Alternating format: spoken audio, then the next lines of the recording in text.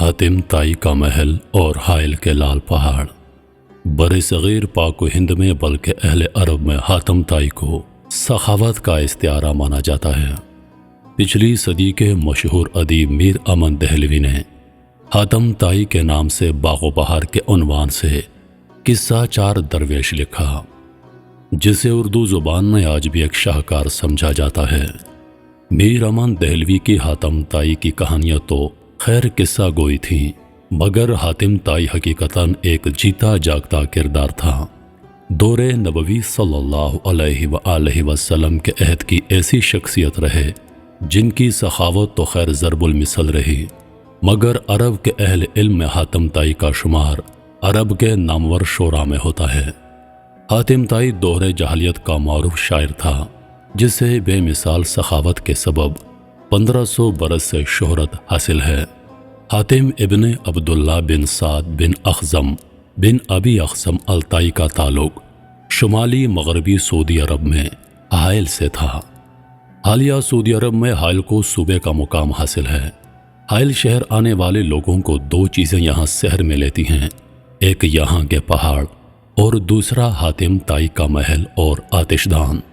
यहाँ जबले समरा की चोटी पर वाक़या मुकाम भी अब तक हातिम ताई के आतिशदान के नाम से मारूफ है। यहाँ वो रात के वक्त आग जलाया करता था ताकि इलाके से गुजरने वालों को रास्ते की रहनुमाई हासिल हो सके। हातिम ताई के घर कोई भी मेहमान आ जाता, वो उसकी इज्जत व तकरीम में कोई कसर उठा ना रखते, बल्कि वो खुद मेहमानों की तलाश में लगे रहते और आग जला करके उनको आवाज़ें दिया करते, बल्कि अपने ग़ुलाम को खुशखबरी देते, अगर उस आग की वजह से कोई मेहमान हमारे घर आ गया तो तुम आज़ाद हो जाओगे। हातिम ताई का आतिशदान मानवी तौर पर गरां कदर अहमियत का हामिल है, जो हाइल को सऊदी अरब के दीगर इलाकों से मुमताज़ बनाता है। हाइल के मुकामी बासियों ने इसको ज़ियाफ़त और मेहमान नवाजी के हवाले से अपना शार बना रखा है।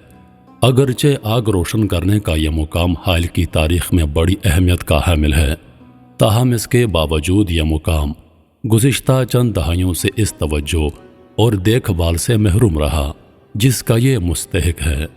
अगर पहाड़ पर मौजूद आतिशदान को उसकी असली हालत पर रहने दिया जाता तो कहीं बेहतर होता, जबकि अब जंग आलूद लोहे के बाड़ लोगों की जानिब से अंधाधुंध तहरीरों और हर तरफ फैले कचरे ने इस मुकाम के मंजर को मसख कर दिया है, जिसे अब सियाहती प्रोग्राम के तहत दोबारा बेहतर बनाया जा रहा है।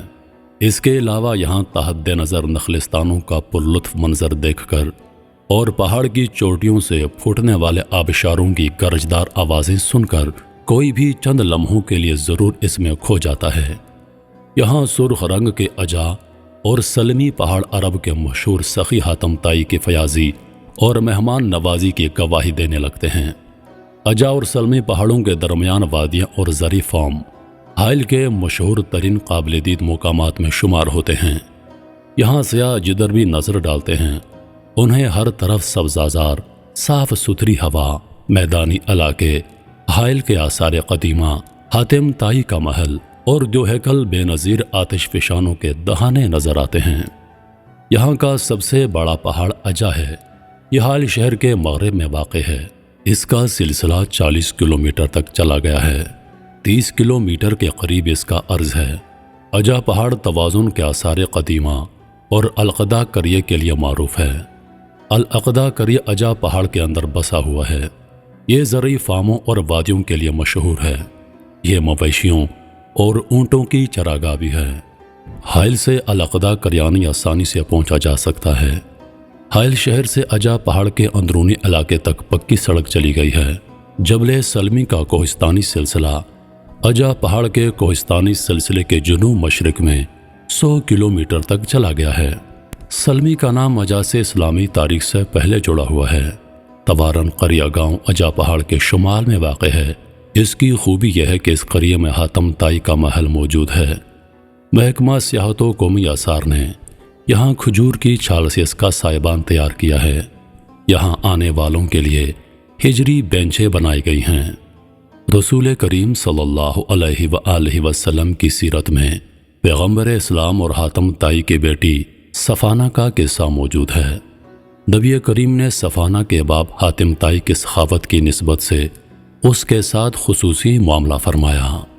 حاتم طائی کی بیٹی سفانہ جب قیدی بنا کر رسول کریم صلی اللہ علیہ وآلہ وسلم کے سامنے پیش کی گئی تو اس نے آپ کو مخاطب کرتے ہوئے کہا کہ میں اپنی قوم کی سردار کی بیٹی ہوں اور میرا باپ تنگ دستوں کی مدد کرتا تھا، بھوکوں کو کھانا کھلاتا تھا اور مہمان کی اعلیٰ مدارات کرتا تھا، لہٰذا میرے ساتھ رحم کا معاملہ فرمایا جائے۔